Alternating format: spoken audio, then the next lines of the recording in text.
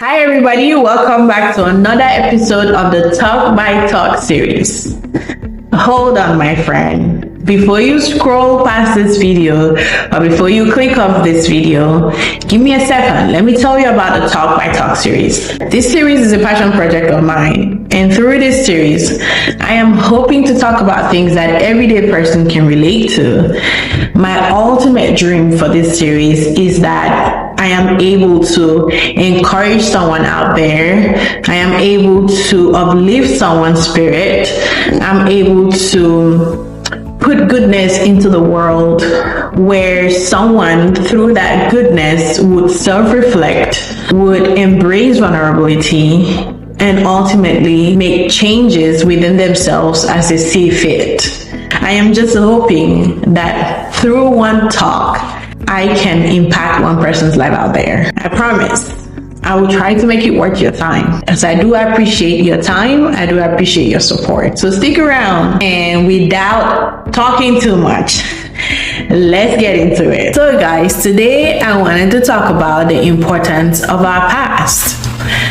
Whenever we hear anything in reference to the past, it's usually things along the line of leave the past in the past. The past is the past. Forget about it. Don't bring up the past. Those are the common things we hear.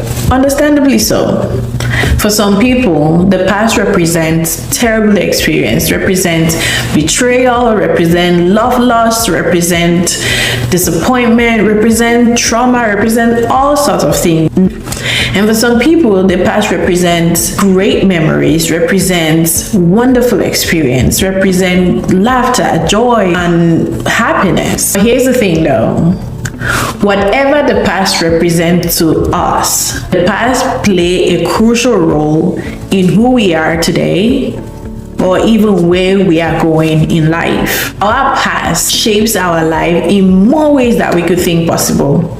It shapes how we view the world. Our past shapes our behavior. Our past shapes our emotions. Okay, so here's the thing. If you had a negative experience in your past, without even realizing it, the way you behave now, the way you view the world now is for the most part tied to those experiences. For some people, let me talk a little bit about those experiences that are tied to the negative. Say for instance, a person went through a terrible heartbreak in their past. That experience either shaped them or shook them. Here's what I mean by that. When someone goes through a terrible heartbreak, one or two things happened. Is it that you became more aware of yourself, learned more about yourself, or you became more guarded or more insecure? In as much as we want to throw the past where it belongs, it is crucial to understand just how important our past is to our current state of mind, to our current life positioning, and to where we are headed in life. The truth of the matter is, our past is much more than just a memory. Our past is the blueprint, is the framework in which we build our future. Whether we want to think about it or not, whether it was bad or not, our past follows us. I do not think that it is a great advice for anyone to tell another person to forget about their past, to not think about their past. I think a healthy reflection on the past can be good, but I am also not oblivious to the fact that reflecting on some of our past experience can bring up bad feelings, can bring up terrible emotions, can also be traumatizing. I understand that. But on the flip side of things, a healthy reflection can bring clarity. You see, sometimes our life can be going in ways that we don't even understand. Things can be happening around us, happening to us, and that causes us to have questions. That causes us to wonder, why are things going like this? In times like that, it helps to reflect on where we've been, where we are coming from. So I would encourage anyone, don't be too afraid to look back, to understand the root cause of things. If things are going in a way that you can't really place your finger and you can't understand why, Reflect on your relationships. Reflect on your past experience. Reflect on your childhood. Dig. You could find something that click it for you. You could find something that will answer some questions. Some of us don't even want to think about our childhood if it wasn't great. Think about it. Even if you had a terrible childhood, take a moment, take a deep breath, and reflect on how you were raised. Reflect on the environment you were raised around. Reflect on what you were taught, and see how that is connected to who you are right now, and how that time or your childhood experience could possibly connect to where you are going to. Looking back does not necessarily mean that you are slowing your pace at life. Sometimes you need to take a pause and look around and understand. When we don't understand the root cause of situation, it is always difficult to get to a solution. It's just like a mathematical problem. Whenever you are presented with a mathematical problem, the best way to solve it is to start from the ground up and build it up till you get the answer that you need. That's just how life is sometimes. Ultimately, the best outcome for reflecting on our past is that we gain clarity. And when we gain clarity, we become aware, and there is power in awareness.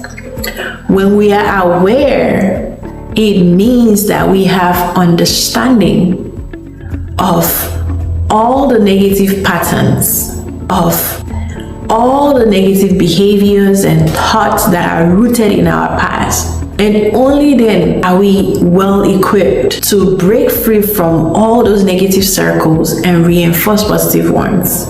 Let me quickly paint a picture with my own personal story. So, growing up as a child in my family, whenever a child will do something, make a mistake, go out of line, do what they're not supposed to do, the feedback the child usually get from the adults always came in form of yelling, insults, name calling, beating, all those craziness wrapped in corrections. The actual correction always got lost. And as I grew up and I became a mom, I found myself responding almost like that. Whenever my child would do something, whenever my child would annoy me or do what they're not supposed to do. And each time I responded like that, I hated myself for it, because I remember hating it when I was a kid. I remember hating all the yelling at every little things, the name calling and all of those things. And then finding myself do it. Every time I would be so remorseful and feel this guilt.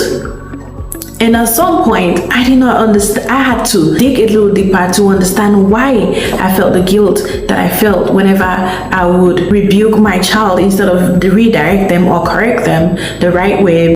It took me sitting back to try to understand. This was what I saw growing up. This was what I understood. This was the response that I learned and thought is the right way. And once I became aware of that, once I understood why I feel guilty, why I hate myself after I yell and do all of those things, I realized that I did not like those things as a kid. That's why I still don't like them now. Once I recognize the patterns and gain that awareness, I am now able to consciously break free from those negative patterns and reinforce a different and healthy way to respond whenever any of my child do something that I do not like. And I know if any of my family watches, they will be like, oh, she had to say it. But that is what reflection have done for me.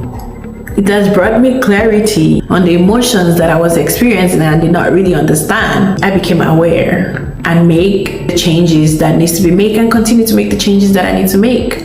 So the truth of the matter is, our past trauma, especially from family dynamics or dysfunctional relationship, can linger, and it can shape our decision-making ability and even our general perceptions on things, on people, on life. So when it feels like your past is not something you should look at or you're willing to look at, you don't have to take that work alone if it's too difficult to do by yourself. You can seek healing.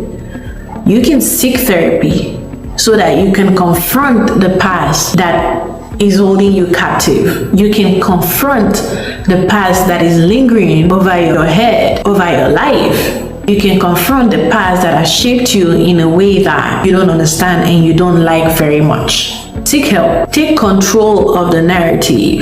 Because only when you don't confront the past, that the past controls your future.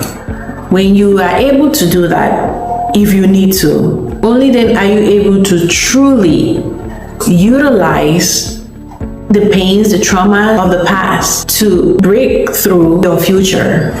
So I would wrap up by saying that if life is still foggy for you, if life is still a little unclear, if you still have questions about certain areas of your life, it is more than likely you haven't taken a trip back to the past. This one, you don't need no technology to time travel. All you have to do is take a deep breath and just look back and see if there is a link. If it doesn't apply to you, great.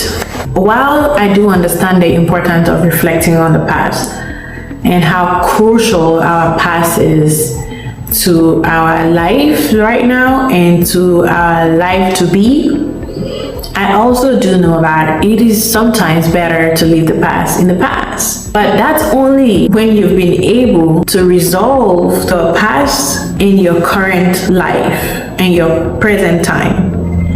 If you haven't been able to do that and you still have questions and you're still wondering and you're still trying to gain understanding, find the courage to revisit the past.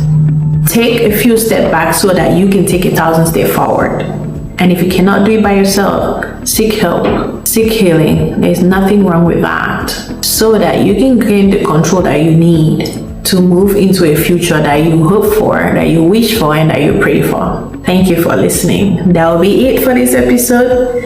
I appreciate your time and I'll see you on the next episode.